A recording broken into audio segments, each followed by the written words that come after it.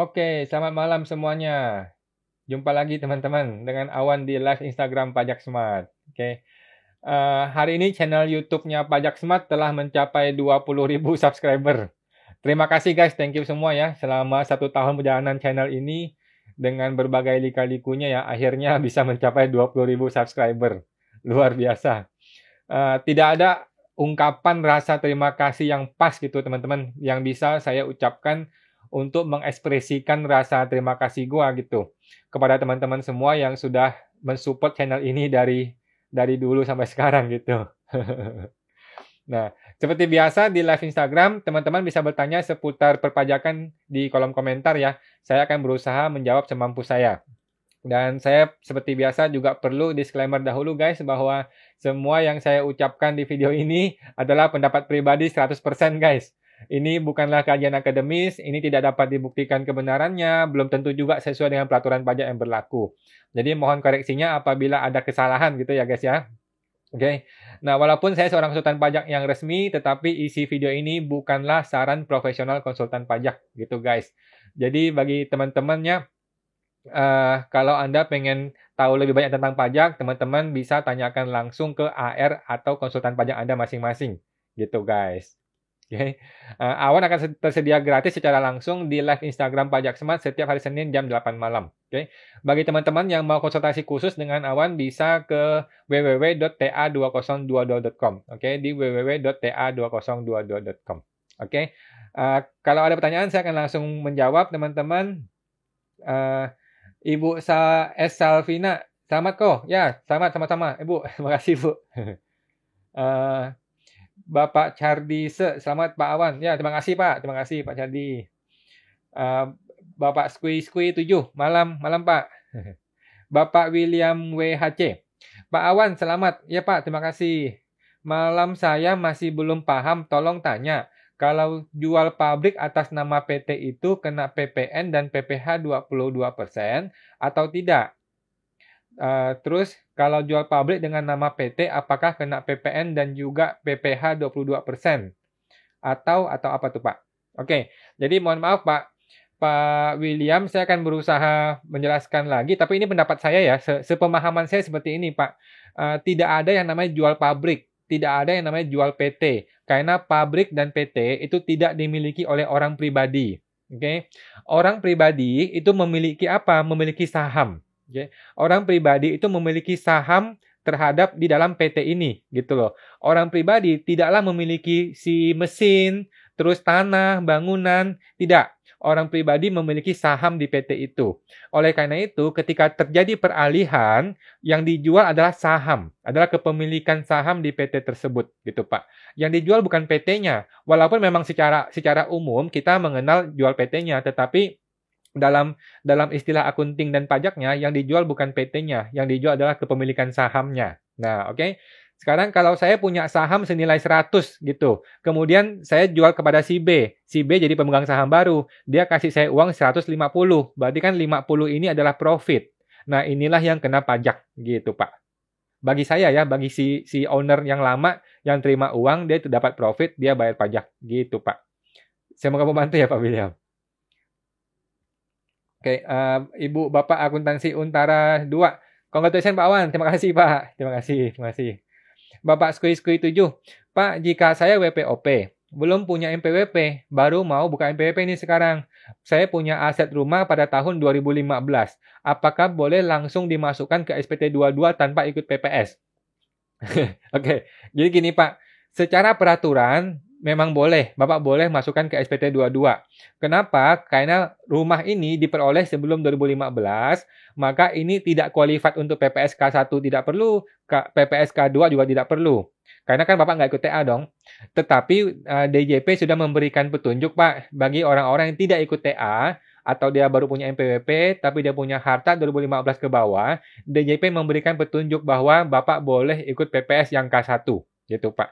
Dan saya termasuk orang yang mendukung. Saya termasuk orang yang mendukung, kita laporkan saja ke PPS yang K1, bayar 8%. Gitu Pak.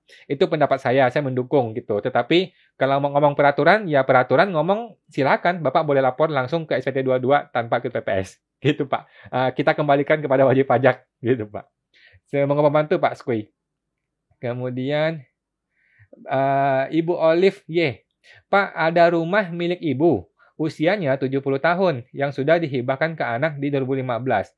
Hanya dengan surat keterangan hibah tertulis, tapi belum balik nama ke anak. Rumah ini belum dilapor ke SPT ayah almarhum dan ibu tidak ada NPWP. Oke Bu, jadi clear ya, rumah ini belum dilaporkan di SPT siapapun. Oke, maka kita udah nggak peduli ini hibah ataupun bukan hibah, maka dia objek PPS. Dia perlu dilaporkan ke PPS yang K1. Gitu Bu. Nah, tinggal dilaporkan aja mau dilaporkan ke mama atau yang masih hidup. Maaf ya. Iya, mau dilaporkan ke ibu yang masih hidup atau mau ke anaknya karena sudah dihibahkan itu boleh, Bu. Tetapi menurut saya sih ini objek PPS gitu, Bu. Saya mau membantu, Bu. Ibu S. Salvina, mau tanya kok kalau ada peserta PPS 1 dan 2 dan sudah lapor, mau edit daftar susunan harta karena salah pas nyusun daftarnya, tapi nggak ngerubah jumlah uang tebusan, itu bisa nggak ya? Oke, jadi langkah pertama adalah Ibu melakukan PPS berikutnya, ya kan? Mengajukan PPS berikutnya, maka daftar harta yang lama akan muncul kembali dong, akan muncul kembali. Ibu kan edit tuh, mungkin ada edit kodenya atau edit keterangannya gitu ya. Nah, PPS itu tidak boleh nol. Oleh karena itu, di PPS yang terbaru ini, Ibu tambahkanlah satu item lagi, Bu. Tambahkan saja uang tunai contohnya. Uang tunai senilai 100.000 contohnya. Kan tinggal bayar 14.000 perak gitu, Bu. Yang penting nggak boleh nol. Kalau nol maka PPS-nya batal, Bu. Gitu. Jadi tinggal diedit saja, ditambahkan minimal satu item lagi. Pokoknya rupiahnya harus nambah dikit minimal. Gitu. Ada pajak tambahan yang mesti dibayar. Gitu, Bu. Semoga membantu ya, Bu Salvina. Bapak Sofian 1770. Malam kawan, kami 3 bersaudara. Ada rumah yang sudah dibuat keterangan hak waris dan surat tersebut tertulis ibu saya dapat warisan 5/8 dan kami masing-masing 1/8 bagian rumah tersebut. Oke. Kepotong Pak, mohon maaf ke Pak Sofian, kepotong. Rumah tersebut diperoleh apa nih? Nanti ya lanjut ya Pak ya. Bapak Agus Tobing. Malam kawan, saya punya deposito 200 juta, sudah ikut TA 2016, kemudian 2017 diinvestasikan ke asuransi, tapi belum dilaporkan di SPT 2017 sampai 2020. Apa harus pembetulan SPT? Mulai tahun kapan pembetulannya? Bisa tidak ikut PPS untuk kepotong juga Pak WA-nya, chatting-nya. Yang pertama adalah kita mau tahu dulu ini objek PPS K1 atau bukan? Jawabannya bukan, karena sudah dilapor di TA. Oke. Yang kedua, apakah ini objek PPS K2 atau bukan? Jawabannya bukan juga, karena ini berasal dari harta yang sudah dilapor di TA sebelumnya. Oke, jadi asuransi ini yang belum dilaporkan bukanlah objek PPS K2 karena dia berasal dari deposito yang sudah dilaporkan di TA. Oke, jadi ini terbebas dari PPS K1 juga terbebas dari PPS K2. Gitu, Pak. Nah, apakah Bapak mau pembetulan? Itu bagus. Kalau Bapak mau pembetulan, silakan. Betulkanlah di SPT 2017, 18, 19, 20, 21. Nah, betulkan di 5 tahun ini, Pak. Betul, Pak. Bisa dibetulkan, masukkanlah asuransi tersebut. Tinggal depositonya diganti menjadi asuransi. Gitu, Pak. Semoga membantu ya, Pak Agus Tobing. Ibu Olive. Ibu tidak ada MPWP. Anak ada MPWP. Anak bisa wakilkan ibu ikut PPS K1 nggak? Boleh, Bu. Silakan.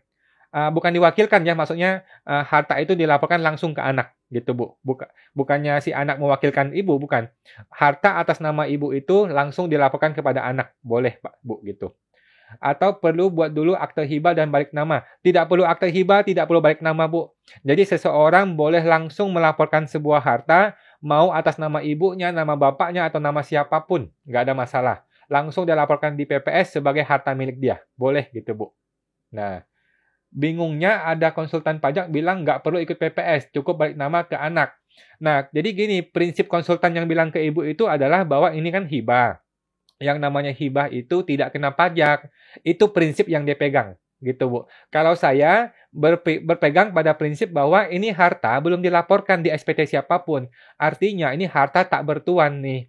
Kalau langsung tiba-tiba muncul di SPT anak, pada prinsipnya itu boleh, tetapi nanti berantem sama orang pajak. Gitu. Berantem, karena orang pajak kan bilang, ini harta belum dilapor nih di SPT si mama dulu.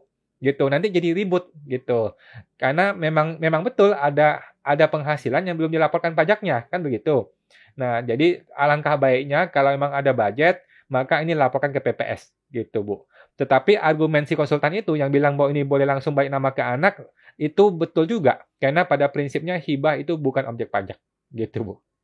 Jadi tinggal tergantung ibu nih, ada budget nggak mau bayar PPS? Kalau ada, maka bereskan di PPS. Kalau nggak ada, ya udah langsung masukin ke SPT terbaru sebagai hibah dan nanti siap-siap berdebat sama orang pajak, gitu Bu. Nggak apa-apa sih, gitu. Saya mau membantu Bu Alif. Kemudian Pak Gunawan Kurniawan. Pak mau tanya, untuk laporan PPS, apakah harus upload bukti-buktinya? Tidak perlu, Pak. PPS tidak perlu upload bukti apapun. Tidak perlu. Cuman nanti akan ada yang namanya tahap verifikasi. Orang pajak akan memverifikasi. Contohnya, Bapak bilang deposito di bank BCA senilai sekian pada tahun sekian. Maka orang pajak akan kirim surat ke banknya, akan konfirmasi, betul nggak orang ini punya uang sekian di tahun sekian, nilainya sekian. Gitu. Kalau orang bank bilang, oh iya betul, angkanya sama, maka beres. Tetapi kalau orang bank bilang, oh enggak segitu, tapi lebih nih. Nah, maka lebihnya ini akan kena pajak tambahan nanti, gitu Pak. Tapi bukti-bukti ketika lapor PPS tidak perlu. Jadi PPS ini hanya menyatakan saja, gitu. Masalah bukti-bukti itu belakangan. Yang penting bayar dulu pajaknya. Gitu Pak. Semoga membantu Pak Gunawan.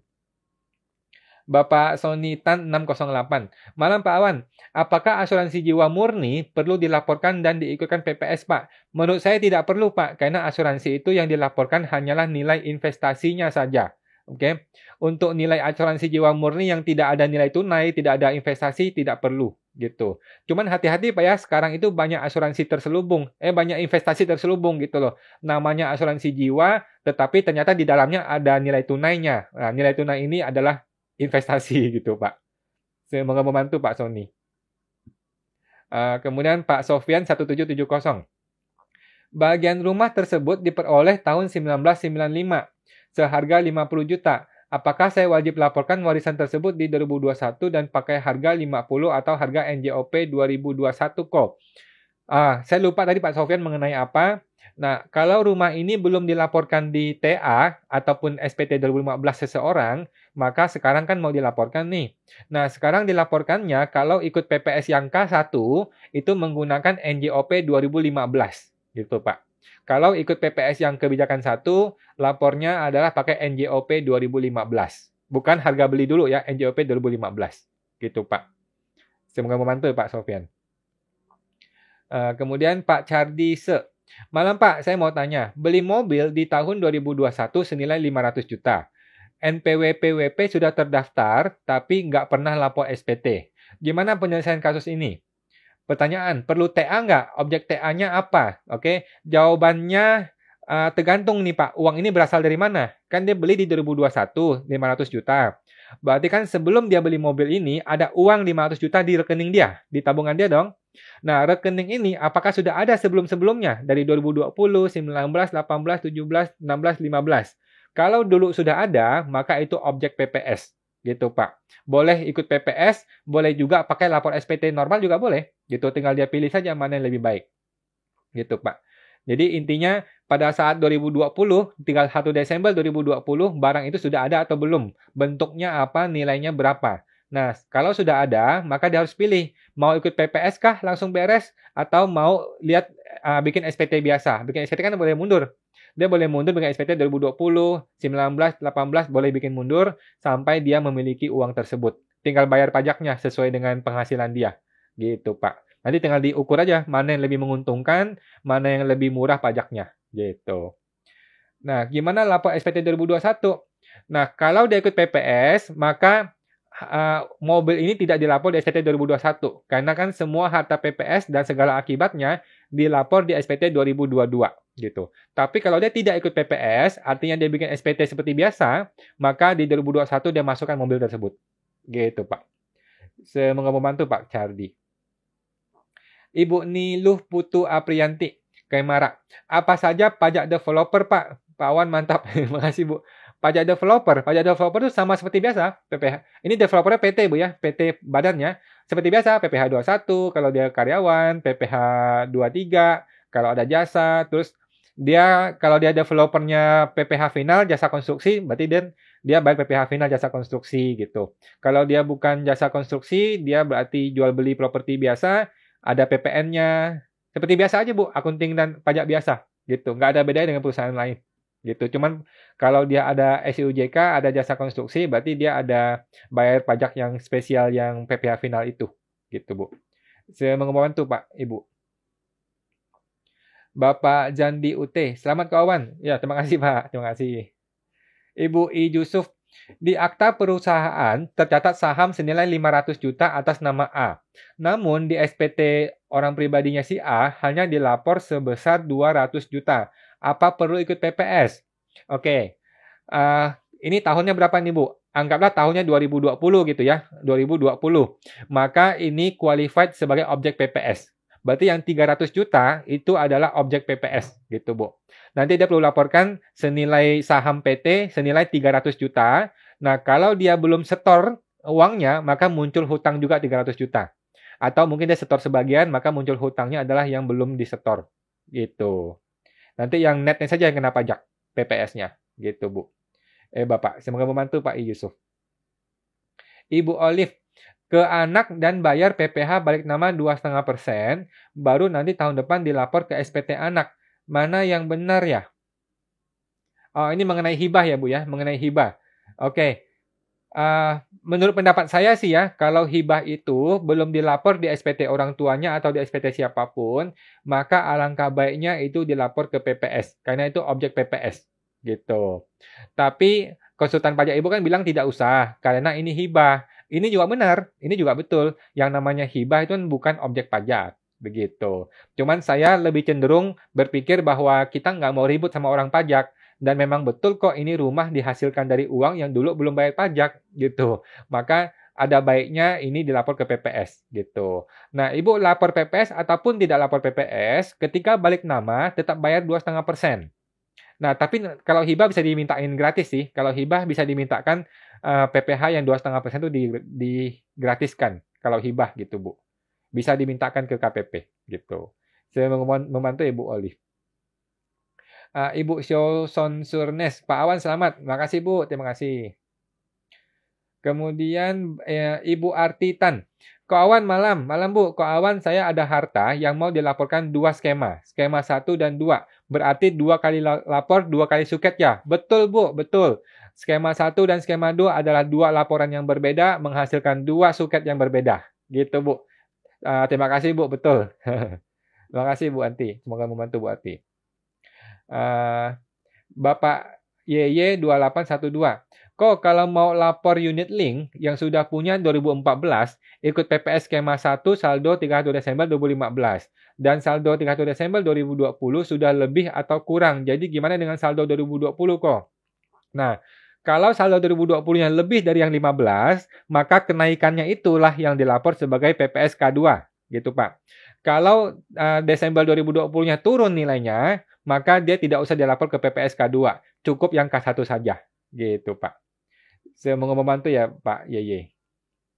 Bapak Budiawan On.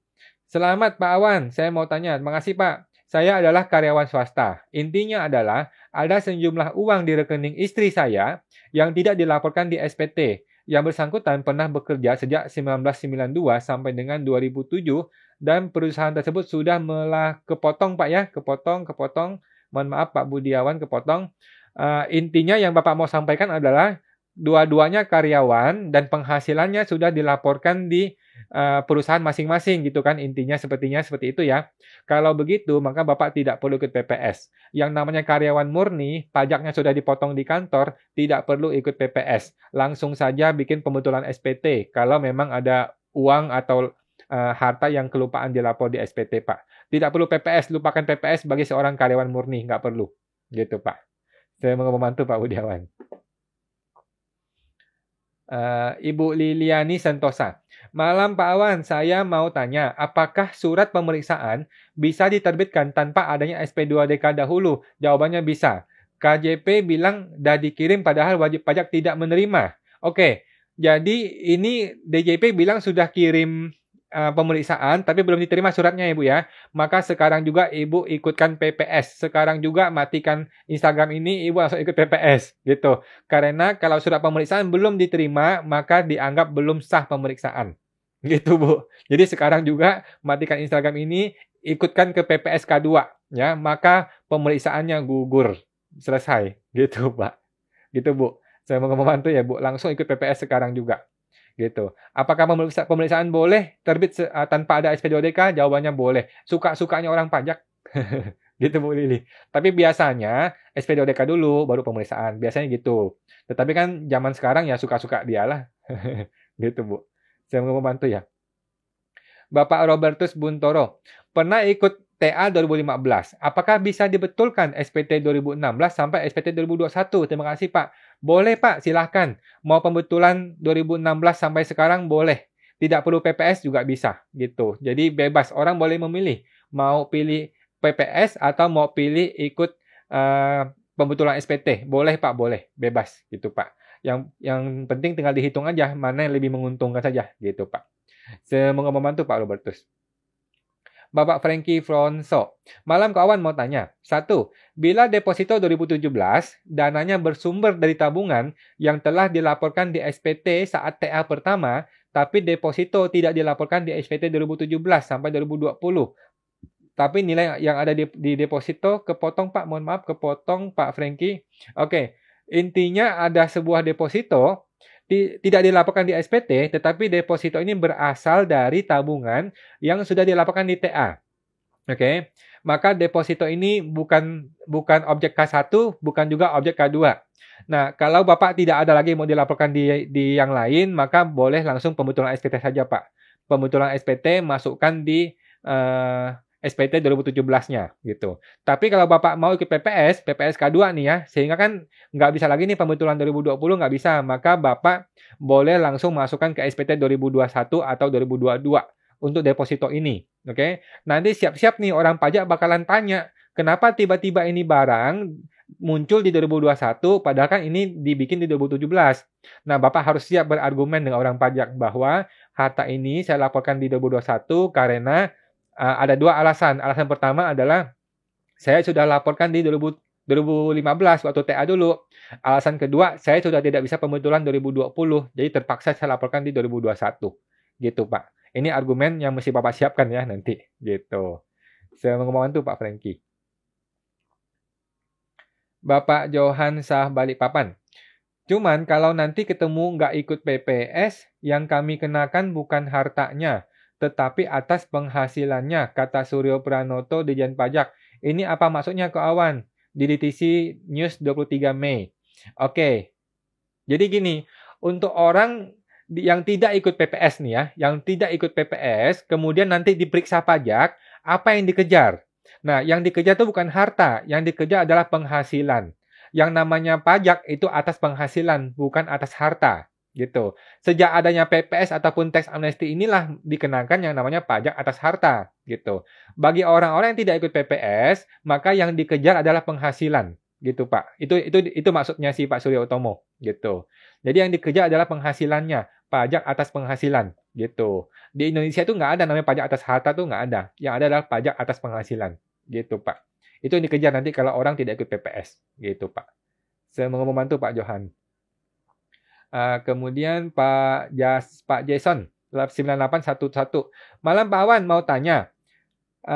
Ada asuransi investasi dari tahun 2007 sampai sekarang belum lapor ke SPT tahunan.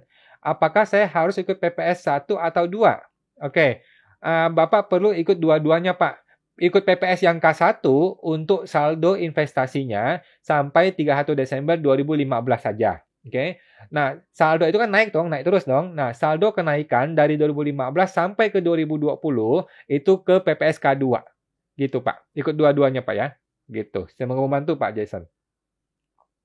Kemudian Bapak Siuson Surnes. Pak Awan mau tanya, kalau beli tanah 2021 sampai dengan masuk di SPT, kalau dibangun di 2022, ini cara lapornya gimana? Oke. Beli tanah 2021, sudah masuk di SPT. Kalau dibangun di 2022, cara lapornya gimana? Nah, nanti di SPT 2022 Bapak, lihatlah kondisi Desember. Apakah Desember itu sudah terbangun? Nah, kalau sudah terbangun, maka Bapak laporkan nilai bangunannya. Nilai bangunan yang Bapak laporkan adalah senilai pembangunannya, senilai uang yang Bapak keluarkan untuk beli semen, beli kayu, beli tanah, dan bayar kontraktornya, maka seluruh uang itu adalah nilai perolehan bangunan tersebut. Gitu, Pak. Di SPT 2022 ya. Gitu. Semoga membantu, Pak Syu. Nah, Bapak Joy 4903. Malam, Pak. WPOP yang non-TA ya, tidak ikut TA, tidak pernah bikin SPT, NPWP non-efektif hingga tahun 2017. Apakah harus membuat SPT 2015 sebelum ikut PPS jika ada harta sebelum 2015?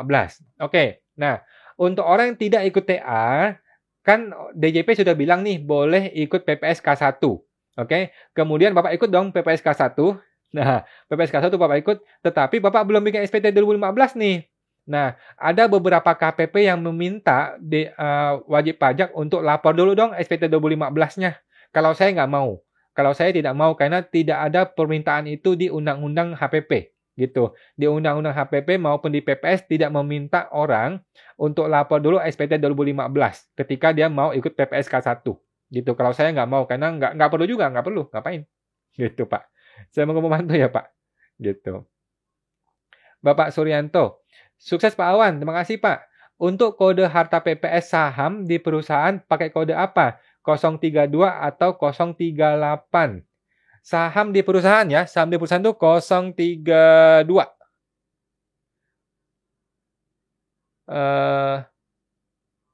032 Pak, 032 ya. Saya nggak pernah pakai 038. Selalu 032 kalau untuk saham di perusahaan. Gitu Pak Suryanto. Saya mau membantu ya Pak, 032.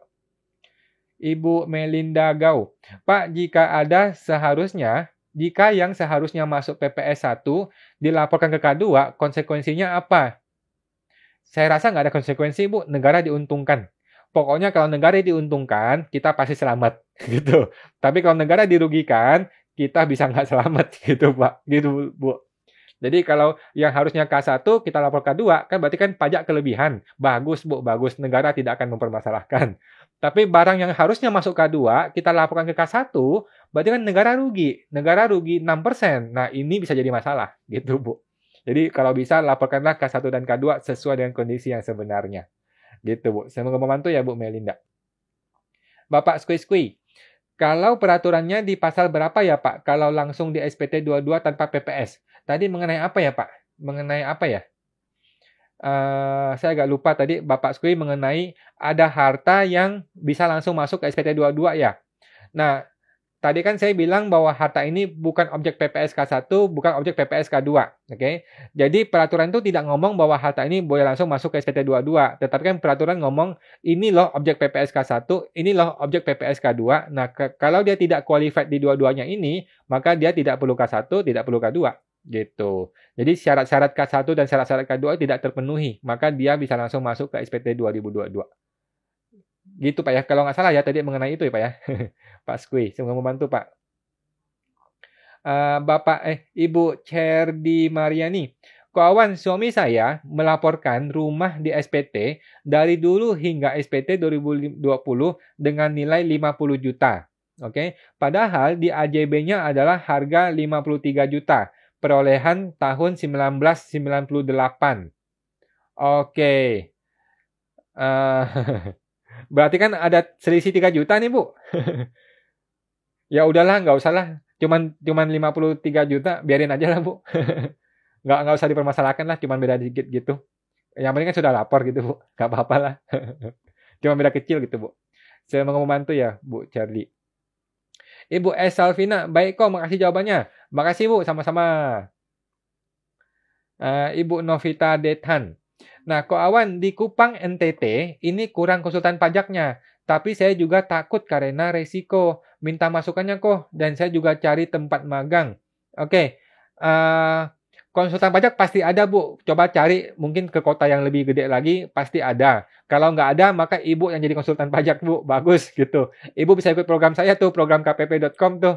Kalau mau jadi konsultan pajak, gitu. Bisa, Bu. Kalau nggak ada konsultan pajak malah bagus. Ibu bisa jadi konsultan pertama di situ. Semoga membantu, Bu Novita. Bapak Cerdi Mariani.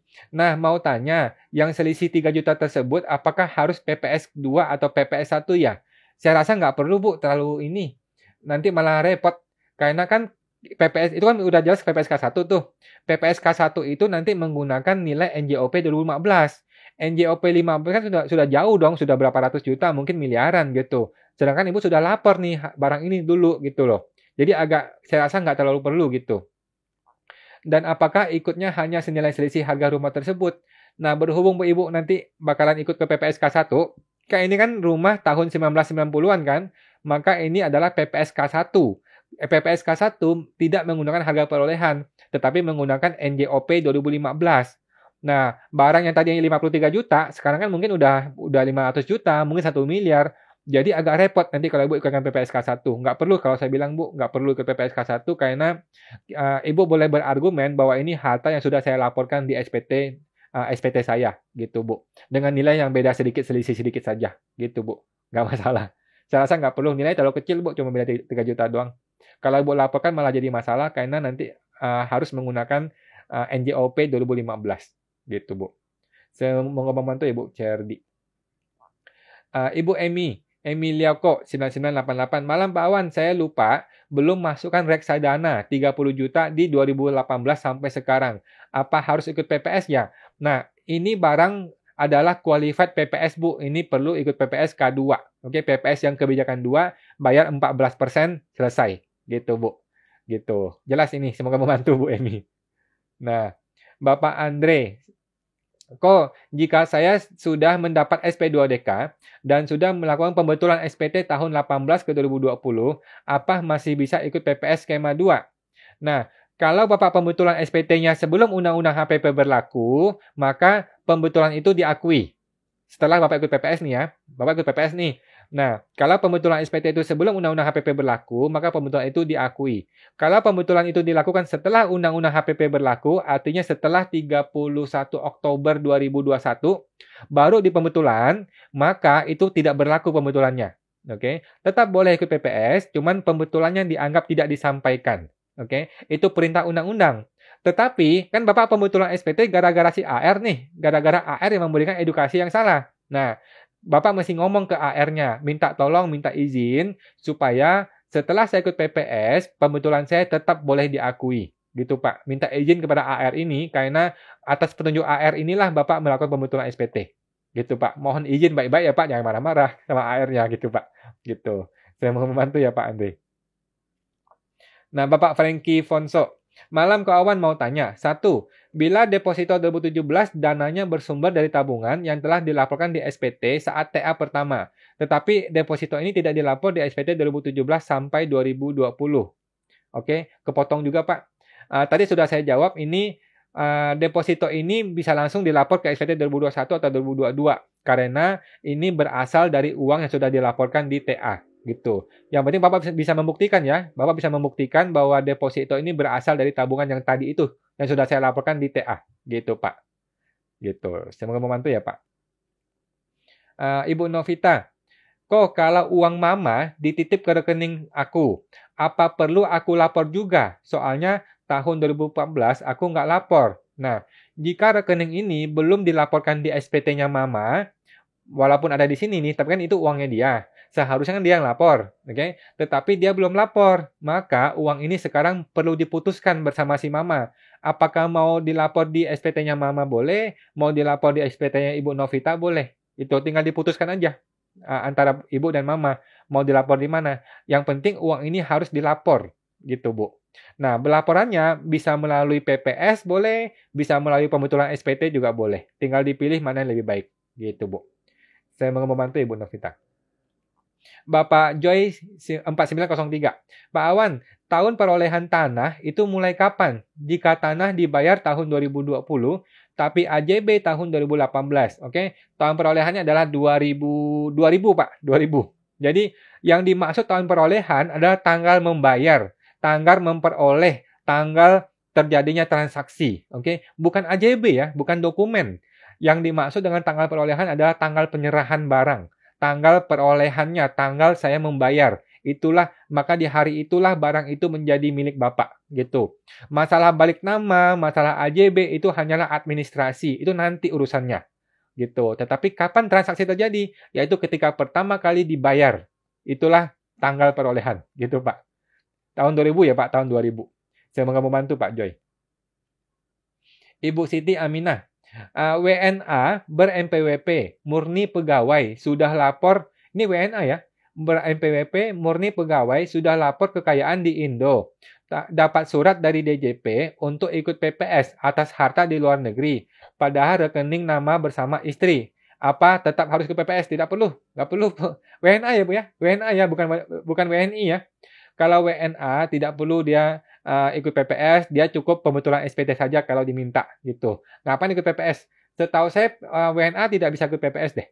Kalaupun bisa juga nggak perlu, karena dia WNA nggak perlu. PPS itu hanya untuk dalam negeri aja, untuk orang Indonesia saja, gitu Bu. Saya mau membantu Bu Siti. Kemudian Ibu Ana DS82. Ada temuan deposito di suami, belum dilapor. Yang istri kita ikut, tapi bayar tidak semua. Apa bisa? Gimana Bu? Yang istri kita ikut, tapi bayar tidak semua. Apa bisa? Mohon maaf, saya agak kurang ngerti Bu. Intinya gini, ada sebuah deposito, belum dilapor. Oke, maka deposito ini perlu dilapor sekarang Bu. Cara melapornya ada dua cara. Cara pertama ikut PPS, ini bayar pajak lebih mahal tetapi langsung beres. Cara kedua adalah pembetulan SPT. Betulkan SPT-nya, masukkan deposito tersebut, dan masukkan penghasilan untuk memperoleh deposito tersebut, bayar pajaknya. Gitu Bu. Ada dua cara ini. Gitu. Sekarang harus dilapor. Gitu Bu. Semoga membantu Bu Ana. Oke. Ibu Budi Darlung. Pak, kalau orang tua yang NPWP sudah dicabut karena sudah kepotong Bu Budi. Pak Budi, maaf. Kepotong chattingnya. Coba diketik lagi Pak. Ibu Cerdi Mariani. Nanya dong, apakah begitu ikut PPS, semua nilai harta kita langsung dicek sama pajak? Tidak langsung Bu. Mungkin mereka butuh waktu lah ya. Bisa beberapa bulan kemudian atau mungkin tahun depan gitu. Nggak langsung sih. Kadang-kadang bisa langsung juga, kadang-kadang nggak langsung. Tapi kebanyakan nggak langsung, kan mereka sibuk gitu. Nah, apabila dulu lapor rumah kurang 3 juta dengan harga AJB-nya, rumah diperoleh 1998. Oke, untuk rumah 1998, maka ini objek PPS yang K1. Oke, PPS K1 menggunakan NJOP 2015, gitu Bu. Jadi tidak menggunakan harga beli yang 3 juta ya, gunakanlah NJOP 2015, kalikan 8%. Gitu Bu. Saya mau membantu ya Bu. Terus Bapak Sonitan, thank you Pak, terima kasih sama-sama Pak. Bapak Ibu Hani Belvanoma, saya mau ikut PPS. Apakah rekening tersebut perlu diikut sementara nomor rekening sudah lupa? Kalau nggak ikut, sanksi berikutnya gimana? Saya lupa tadi Ibu mau ngomongin apa. Intinya ada sebuah rekening yang belum dilapor, kemudian Ibu mau ikut PPS gitu ya. Maka rekening ini perlu dilaporkan Bu. Kalau rekening Ibu sudah lupa, Ibu tolong datang ke bank. Datanglah ke bank dulu di tahun 2020 atau 2015, saya punya rekening di bank ini, tolong diprintkan dong nomor rekeningnya berapa, saldo akhirnya berapa per 31 Desember 2020 gitu Bu. Nah, kalau Ibu nggak lapor ke PPS, kemudian ketahuan oleh pajak, nah maka ini kena sanksi 30% gitu Bu. Kalau bisa sih datang ke bank aja, minta data ke banknya gitu Bu. Semoga membantu Bu Hani. Bapak Johan Balikpapan, ada Teun, kepotong Pak ya, kepotong WA-nya. Bapak Erik W. Malam Pak Awan mau tanya, kalau nama saya dipakai untuk memegang saham tapi tidak pernah setor modal dan PT tidak aktif dan dapat email dari DJP bahwa Bapak punya saham, apakah perlu di PPS-kan saham pada hutang? Perlu Pak, jawabannya perlu. Bapak perlu lapor ke PPS nilai sahamnya sekian, nilai hutangnya sekian, maka kan jadi nol. Bapak perlu lapor lagi nilai barang yang lain supaya PPS tidak nol ya. PPS tidak boleh nol. Gitu Pak. Saya mau membantu ya Pak. Ibu Lydia Setiawan. Malam kawan, mau tanya, kalau per 2020 saya ikut PPS atas asuransi dan saya juga pembetulan SPT 2020 atas harta tanah dan bangunan yang selama ini saya sudah laporkan di SPT. Cuman saya pisah tanah sendiri dan bangunan sendiri ya. Kepotong ya Bu, kepotong Bu Lydia. Intinya begini Bu, kalau Ibu mau ikut PPS maka tidak perlu dan tidak boleh pembetulan SPT 2020. Gitu Bu.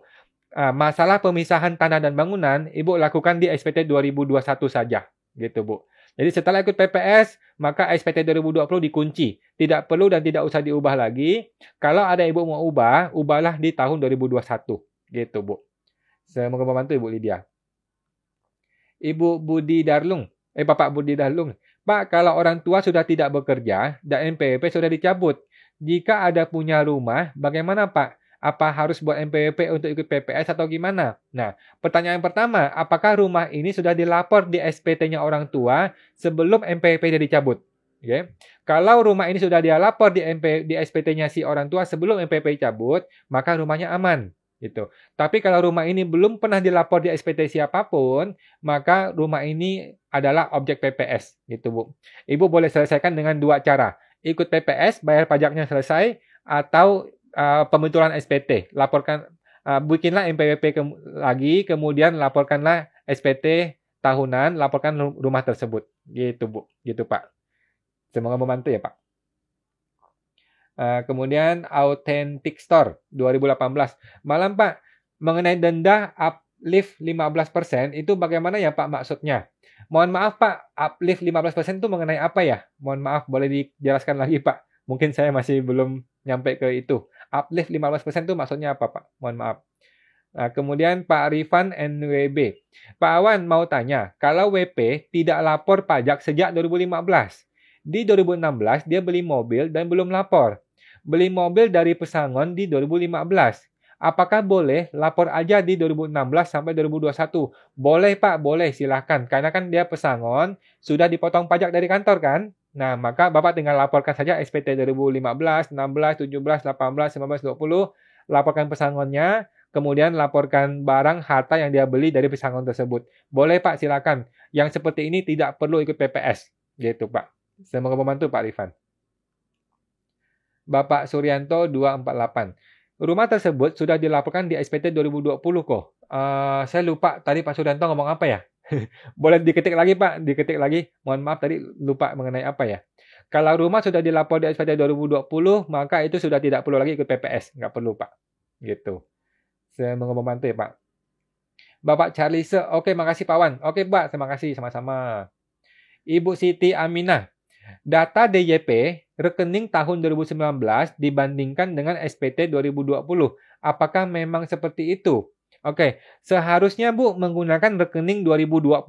Oke, seharusnya menggunakan rekening 2020 saldo akhir 31 Desember 2020. Namun, kadang-kadang DJP punya datanya nggak lengkap gitu. Jadi, data yang dia punya itulah yang dia pakai, yaitu data mungkin rekening 2019. Nah, Ibu perlu cek yang sebenarnya kondisi Desember 2020. Kalau rekening Desember 2020 sudah betul sesuai dengan yang sudah dilapor di SPT, maka sudah aman, gitu Bu. Gitu. Kalau ternyata beda-beda, ya udah laporkan kelebihannya, maka lapor ke PPS, gitu, atau pembentulan SPT, gitu. Saya mau membantu Bu Siti. Bapak JS Mingkiung. Hai, temuan DJP harta 031. 031 itu adalah saham ya, saham di bursa yang belum lapor di SPT. Saya top up ke sekuritas tahun 2010 ke 2015 dan itu di-roll terus untuk buy sell saham sampai dengan sekarang dan transaksinya sudah kena pajak PPh final. Gimana PPS di kebijakan 1 dan 2? Oke. Jadi Bapak lihat nih kondisi Desember 2015 berapa nilainya? Nilai boleh pakai market value sih kalau mau gampang ya. Pakailah market value di Desember 2015. Ini sudah dilapor belum? Kalau ini belum dilapor, maka ini masuk kebijakan 1, bayar 8%, Pak. Tapi kalau ini sudah dilapor sebagian, maka selebihnya saja yang dilaporkan ke PPS kebijakan 1. Gitu. Oke. Nah, dari 2015 ke 2020 ada kenaikan value. Nah, kenaikan value inilah yang dilapor ke PPSK 2. Gitu. PPSK 2 bayar 14%. Gitu, Pak. Semoga membantu ya, Pak. Pak Mingkyun. Bapak Frankie Fonso. Malam kawan mau tanya. 1. Bila deposito 2017 dananya bersumber dari tabungan dan telah dilaporkan di SPT saat TA pertama. Ini yang tadi ya Pak, deposito ya. Jadi deposito itu kalau berasal dari harta yang sudah dilaporkan di TA, maka ini bukan PPSK 1, bukan juga PPSK 2. Ini adalah objek yang langsung bisa lapor ke SPT 2021 atau 2022. Yang penting Bapak bisa membuktikan ya bahwa ini berasal dari uang TA yang sudah dilaporkan di TA. Gitu, Pak. Saya mau membantu Pak Franky. Bapak Ian Saras, mau tanya kok, kalau nantinya kita sudah ikut PPS, kemudian di tahun-tahun berikutnya harta berpindah atas nama suami, istri, anak, bagaimana ya? Jawabannya boleh-boleh saja Pak, yang penting istri sah dan anak kandung ya. Kalau istri sah dan anak kandung itu namanya hibah, itu boleh saja. Berpindah-pindah dari suami ke istri ke suami, dari bapak ke anak ke bapak itu boleh saja. Gitu. Boleh Pak, nggak ada masalah. Kan satu keluarga. Gitu, boleh-boleh saja Pak. Yang penting satu derajat ya. Artinya dari bapak ke anak boleh, tidak boleh ke cucu gitu. Anak ke bapak boleh, tidak boleh ke saudara kandung, nggak boleh gitu. Hanya boleh dari bapak ke anak, anak ke bapak. Kalau suami istri itu boleh satu kesatuan gitu Pak. Semoga membantu ya Pak Ian. Bapak Johan Syah Balikpapan. Ada temuan deposito dan SBN, tetapi harta tersebut sudah dilaporkan semua di SPT 2020. Diikutkan PPS-kah? Jawabannya tidak, Pak. Tidak. Kalau Bapak sudah lapor di SPT, walaupun itu jadi temuan, ya nggak usah dilapor lagi. Sudah selesai, Pak. Sudah dilapor di SPT. Gitu. Nggak usah khawatir. Untuk barang sudah dilaporkan di SPT, walaupun ditemukan lagi oleh DJP, itu nggak masalah. Gitu, Pak. Nggak masalah. Gitu, Pak Johan. Semoga membantu, Pak Johan. Bapak Sofian 1770. Warisan tersebut sudah dilaporkan di SPT 2020 kok. Mohon maaf Pak, tadi saya kepotong, lupa tadi ngomongin apa. Intinya kalau barang sudah dilapor di SPT 2020, maka barang ini tidak perlu ke PPS lagi. Karena sudah dilapor di SPT 2020. Gitu Pak. Saya mau membantu Pak Sofian. Ibu Christian 5659. Selamat malam Pak. Pak, kalau saya mau PPS, dana untuk PPS harus ada di SPT tahun 2020 atau 2021 atau 2022, Pak. Bebas, Bu, bebas. Uang untuk bayar PPS, ya, pajaknya ya. Uang untuk bayar pajak PPS itu bebas. Itu tidak perlu ada di SPT 2020-2021. Nggak masalah, Bu. Nggak masalah, bebas. Nah, kemudian Ibu Lydia Setiawan. Kok, kalau saham kosong, perlu ikut PPS nggak? Jadi cuma buat akte saja tanpa ada setoran modal. Nah, ini perlu Bu, ini perlu. Laporkanlah ke PPS nilai sahamnya dan nilai hutangnya angkanya sama.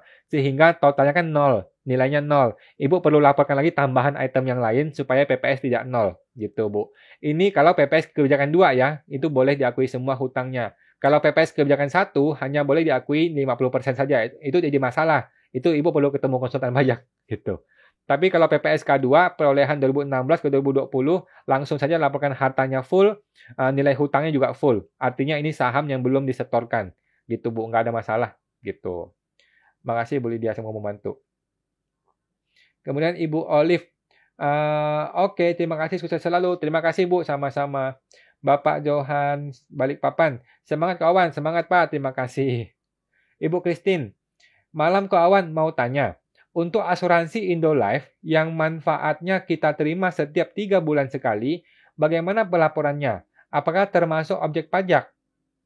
Yang manfaatnya Bu ya, bukannya manfaat asuransi masuk objek tidak kena pajak. Oke, jadi asuransi yang tidak kena objek pajak itu adalah klaim asuransi Bu. Artinya, saya kecelakaan nih, saya terima uang dari asuransi. Ini namanya klaim asuransi tidak kena pajak. Ada orang meninggal nih, meninggal dapat uang ahli warisnya, maka ini namanya klaim asuransi tidak kena pajak. Tetapi, kalau saya lagi sehat, saya nggak sakit, nggak meninggal, saya dapat duit, ini namanya bunga tabungan atau bunga deposito atau bunga investasi Bu. Nah, itu adalah objek pajak gitu. Nah, tinggal tanya nih ke Indolife-nya, di sana sudah dipotong pajak belum? Kalau di sana sudah dipotong pajak, maka ini tidak perlu dipajakin lagi di SPT kita. Tapi kalau di sana belum dipotong pajak, maka di sini perlu dilapor pajaknya, dibayar pajaknya. Gitu, Bu. Sama seperti bank nih, bank deposito kan, di bank itu sudah dipotong pajak, maka begitu uang masuk ke kita sudah bersih dari pajak. Gitu. Tapi kan ada perusahaan-perusahaan yang kasih investasi, tetapi bunganya dia kasih full, dia nggak potong pajak, maka kita lah yang memotong pajak, kita lah yang bayar sendiri pajaknya. Gitu, Bu. Saya mau membantu ya Bu Christine. Kemudian Ibu Siti, terima kasih Pak Wan. Terima kasih Bu, sama-sama. Ibu FRR nih. Malam kawan, malam Bu. Saya ada rumah atas nama suami. Oke, sekarang mau dijual. Apakah uang penjualan rumah tersebut boleh diberikan ke anak sebagai hibah? Jawabannya boleh, Bu. Bagaimana laporan SPT nanti di anak tersebut? Thanks, Ko Awan. Oke. Jadi si ayah memiliki uang, dia hibahkan uang itu kepada anak. Artinya dia transfer ke rekening anak. Oke. Maka uang ini tinggal dikeluarkan dari SPT-nya si bapak, dikeluarkan aja dari SPT bapak, nggak ada masalah, beres. Di anak munculkan uang ini, munculkan tabungan ini senilai sekian gitu di hartanya. Oke. Nah, ada satu kolom lagi yang namanya hibah, Bu. Ada satu kolom di lampiran 3 yang namanya bukan objek pajak, yang nomor 1 itu adalah hibah atau warisan. Nah, disitulah Ibu masukkan hibah dari orang tua senilai sekian. Gitu, Bu. Nggak ada masalah. Jadi di SPT orang tua dicabut aja, di SPT anak masukkan hartanya, dan masukkan juga senilai penghasilannya. Penghasilan yang bukan objek pajak berupa hibah. Gitu, Bu. Nggak masalah. Semoga membantu ya, Bu. Kemudian Bapak Klemel Chan. Setelah ikut PPS, apakah tiap tahun harus ada laporan tersendiri lagi yang harus dilaporkan tiap tahun? Ini jadi gini, Pak. PPS itu kan ada 3 macam ya. PPS yang dalam negeri diinvestasikan, dalam negeri tidak diinvestasikan, dan luar negeri yang tidak dibawa pulang. Oke? Untuk yang PPS dalam negeri diinvestasikan, ini harus dilaporkan setiap tahun berturut-turut selama 5 tahun. Oke, investasi yang dalam negeri diinvestasikan. Untuk yang dalam negeri non investasi dan luar negeri, yang saya dengar tidak perlu dilaporkan lagi. Gitu, Pak. Itu yang saya dengar seperti itu. Tapi kita belum tahu ke depannya ya. Tapi untuk yang investasi ini wajib dilaporkan selama 5 tahun berturut-turut. Gitu, Pak. Seperti TA dulu kan 3 tahun berturut-turut mesti dilapor. Gitu. Semoga membantu, Pak Klemel. Ibu Cerdi Mariani. Ko Awan, suami salah atau kurang harganya 3 juta, di mana lapor di SPT dari dulu sampai dengan SPT 2020. Nah, apakah perlu ikut PPS rumah perolehan 1998? Jadi gini, Bu, kalau Ibu mau ikut PPS, maka ini objek PPS. Nah, kalau Ibu tidak mau ikut PPS, saran saya nggak usah PPS. Karena kan ini sudah lama, Ibu sudah lapor juga nilainya. Kan tadi kan nilai lapor 53 juta, dilapor 50. Sudah dilapor ini, Bu. Ini barang sudah dilapor. Cuman beda sedikit aja nilainya. Maka saran saya tidak usah ikut PPS yang K1. Oke? PPS K1 tidak usah dilapor. Nggak usah ikut gitu. Nanti kalau ditemukan oleh pajak nih, ya udah Ibu tinggal pembetulan aja SPT-nya. Tinggal dibetulkan SPT, dilaporkan senilai 53 juta gitu. Tapi kalau Ibu ikut PPS K1, maka akibatnya objek ini tuh harus dilapor sesuai dengan NJOP 2015. Itu masalah nanti, Bu. Gitu. Agak risiko. Karena kan Ibu sudah lapor cuma 50 juta, sedangkan sekarang kan NJOP mungkin udah 10-20 kali lipat gitu, Bu. Mending nggak usah dilapor. Ini rumah sudah dilapor maksudnya gitu, Bu. Nggak usah PPS lagi gitu. Saya mau membantu Ibu Cerdi. Kemudian Bapak Ferry Berti. Saya sudah laporkan uang saya di tabungan bank. Sudah saya laporkan di 2016. Kalau dari uang itu saya belikan apartemen di 2017, kemudian apartemen tersebut belum saya laporkan, apakah itu masuk PPS? Oke. Jadi SPT 2016 sudah dilaporkan sebuah tabungan. Di SPT 2017, tabungan ini masih dilapor, padahal sudah berubah jadi apartemen. Begitu, Pak ya. Kalau begitu kejadiannya, ini tidak perlu ke PPS, gitu, Pak. Ini tinggal di SPT diganti saja dari tabungan berubah jadi apartemen, gitu. Bapak boleh ganti di 2017 atau boleh langsung ganti di 2021 atau 2022 gitu. Nggak masalah sih. Yang penting ini barang sudah dilapor sebelumnya. Itu penting gitu, Pak. Sudah dilapor di SPT 2016. Sudah dilapor maka itu sudah aman gitu, Pak. Masalah ganti-ganti nama, ganti barang, ganti objek ini cuma berubah bentuk saja gitu, Pak. Ini tinggal diubah di SPT-nya saja gitu. Saya mau membantu Pak Ferry. Bapak Eric Gue. Pak Awan, kalau ada apartemen, perolehannya 2009, yang belum lapor di SPT, karena lupa dimasukin ke harta. Apakah bisa ikut PPS K1? Bisa, Pak. Saya belum ikut TA1, boleh juga ikut PPS K1. Jumlah yang di PPS kan NJOP 2015, jawabannya iya, Pak, NJOP 2015. Oke. Jadi bagi orang yang sudah ikut TA maupun belum ikut TA, tetap boleh ikut PPS kebijakan 1, menggunakan nilai NJOP 2015. Gitu, Pak. Boleh. Silakan, Pak. Bagus sekali. Saya mau membantu, Pak. Ibu Inka Fendi. Nanya dong kok, ada harta tapi belum punya NPWP. Sebaiknya gimana ya kok? Nah, langkah pertama bikin NPWP, langkah kedua cek dulu harta ini berapa nilainya, apakah sudah sesuai dengan penghasilan ibu. Kalau sudah sesuai, tinggal laporkan di SPT saja, nggak ada tambahan pajak gitu. Maksudnya penghasilan ibu sudah dipotong pajaknya oleh kantor. Tetapi kalau ibu selama ini punya penghasilan belum bayar pajak, maka tinggal lapor SPT, tambah bayar pajaknya. Dan laporkanlah harta tersebut. Gitu. Gitu, Bu. Kalau nilainya kecil sih nggak usah ikut PPS. Tapi kalau nilainya besar, nah mesti diperhitungkan mana yang lebih efisien, mau ikut PPS kah atau mau ke pembetulan SPT. Gitu, Bu. Saya mau membantu ya, Bu Ing. Bapak Skui-Skui, Pak katanya kalau ikut PPS nantinya bakal dilacak lagi hartanya. Pasti. Dicari tahu, pasti Bu. Apakah benar? Jawabannya iya Pak. Nah, iya Pak. Jadi jangan berpikir gara-gara gue lapor PPS maka gue akan aman selama-lamanya. Tidak.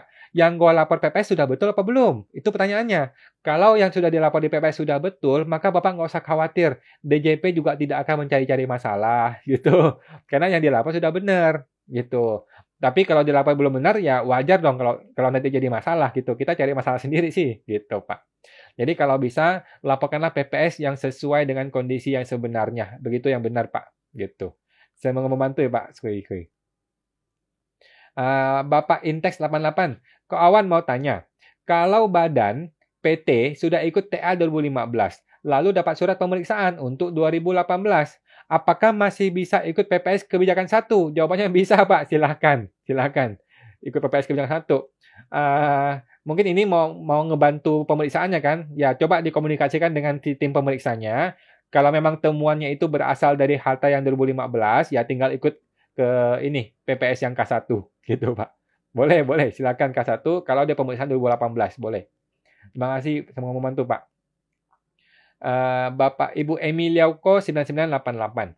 Pak Awan, apakah boleh ikut PPS uang tunai tahap 1 100 juta, terus ikut juga tahap 2 100 juta? Boleh Bu, silakan. Yang penting adalah apakah ini sudah betul sesuai dengan kenyataannya. Kalau kenyataannya Ibu punya 200 di K1 tapi Ibu cuma lapor 100, berarti kan masih ada kurang gitu. Tapi kalau kenyataannya Ibu punya uang sedikit tetapi dilapornya banyak, ya bagus, negara berterima kasih Bu gitu. Saya mau bantu Bu Emi. Ibu Olive, oh ya Pak, perlu buat akte hibah dulu baru ke PPS? Tidak perlu, Bu. Bebas saja, bebas. PPS ini boleh menyatakan saja langsung. Tidak perlu akte hibah dibikin dulu baru PPS, nggak perlu. Yang namanya dokumen dan administrasi boleh diurus belakangan. Sekarang kita nyatakan dulu, kan SPPH ya, surat pernyataan. Kita nyatakan dulu di PPS, saya punya ini, gitu Bu. Masalah administrasi, akte hibah dan sebagainya itu belakangan nanti, gitu Bu. Saya mau membantu Ibu Olive. Ibu Fusen 96, PPS skema 2 sama dengan 100 juta. Ini tadi ya, Bu ya? Boleh Pak, Ibu. Silakan mau PPS berapapun boleh. Ibu S. Salvina. Terus mau nanya juga kok. Misal apartemen luar negeri dibeli tahun 2020 dari harta yang pernah di TA 2015. Dan atas perolehan ini lupa dilapor di SPT 2020. Sedangkan sudah buat PPS 1 dan 2 tahun 2022. Oke, kepotong Bu. Kepotong, tapi saya paham maksudnya. Jadi intinya ini barang apartemen ini berasal dari harta yang sudah dilapor di TA 2015, oke? Maka ini apartemen ini bukan objek PPS K1, bukan juga objek PPS K2. Nah, yang penting Ibu bisa membuktikan ya, Ibu bisa membuktikan hubungannya antara apartemen ini dengan yang sudah dilapor di TA dulu. Mungkin ada bukti transfernya dan sebagainya, gitu Bu. Nggak masalah sih harusnya, karena ini sudah dilapor di TA 2015, gitu Bu. Saya mau membantu Ibu. Bapak Ben Setiawan, kalau sudah ikut PPS, tapi ada harta yang belum dilaporkan, berarti langsung dikasih denda ya kalau ketahuan? Betul Pak, betul. Langsung terbit SKP 30% plus yang 2% per bulan itu. Itu kata undang-undang ya. Tetapi DJP seringkali berbaik hati, Pak. DJP seringkali berbaik hati. Dikirimin surat dulu, dikasih dipanggil dulu atau dipersuasif dulu gitu loh. DJP seringkali berbaik hati. Tapi menurut undang-undang yang benar adalah langsung terbit SKP 30% plus yang 2% per bulan. Gitu, Pak. Karena PPS kan tidak boleh pemeriksaan. Di dalam PPS tidak ada istilah pemeriksaan. Yang ada adalah terbit SKP. Langsung terbit denda 30%. Gitu, Pak. Semoga membantu ya, Pak Benz. Bapak Cerdi, Ibu Cerdi Mariani. Kak Awan, saya dapat fasilitas mobil dari kantor sebagai karyawan dengan bayar 25% dari 233 juta. Oke. Mobil dibeli kantor dan atas nama kantor tahun 2015 dan baru diserahkan dan balik nama ke saya 2020. Nah, ini harga mobil harusnya kepotong, Bu ya, kepotong. Oke.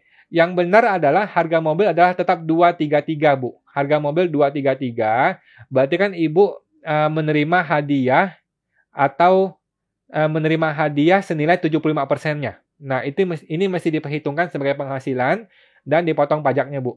Ini namanya natura atau penghasilan kenikmatan bagi pegawai gitu. Ibu si perusahaan mesti bayar pajaknya sih, mesti potong pajak PPh 21 atas hadiah gitu, Bu. Atau natura gitu. Yang mesti dilapor adalah senilai full mobilnya, bukan senilai yang Ibu bayar saja gitu. Oke. Saya mau membantu ya, Bu. Oke. Udah jam 9, teman-teman. Ini pertanyaan terakhir akan saya jawab ya, teman-teman. Mohon maaf buat semuanya yang belum terjawab. Ibu Maria 8888. Malam Kak Awan, ada warisan rumah sudah ikut teks amnesti 2015, tapi atas nama orang lain, tapi belum balik nama ke ortu. Apakah boleh dilaporkan ke SPT tahunan ahli waris? Boleh, Pak. Bu, kalau itu sudah dilapor di TA, maka orang yang sudah melaporkan itu sudah berhak untuk melaporkan itu, maupun juga melaporkan di ahli warisnya, gitu Bu. Boleh nggak ada masalah. Masalah administrasi, masalah balik nama itu urusan belakangan. Sekarang di SPT pajak itu diakui dulu siapa yang mengakui dialah yang memilikinya. Secara pajak ya, bukan secara hukum, secara pajak, gitu Bu. Gitu. Semoga membantu ya Bu Maria. Oke. Nah, buat teman-teman, mohon maaf saya belum bisa menjawab semuanya teman-teman karena sudah jam 9 ya, sudah selesai. Seperti biasa kita akan ketemu lagi minggu depan teman-teman di live Instagram di hari Senin jam 8 malam ya teman-teman. Bagi teman-teman yang mau konsultasi khusus dengan saya bisa hubungi ke www.ta2022.com ya. www.ta2022.com. Oke, teman-teman itu saja. Terima kasih semuanya teman-teman. Mohon maaf ya masih ada teman-teman yang pertanyaannya belum bisa saya terjawab hari ini karena sudah lewatin jam 9.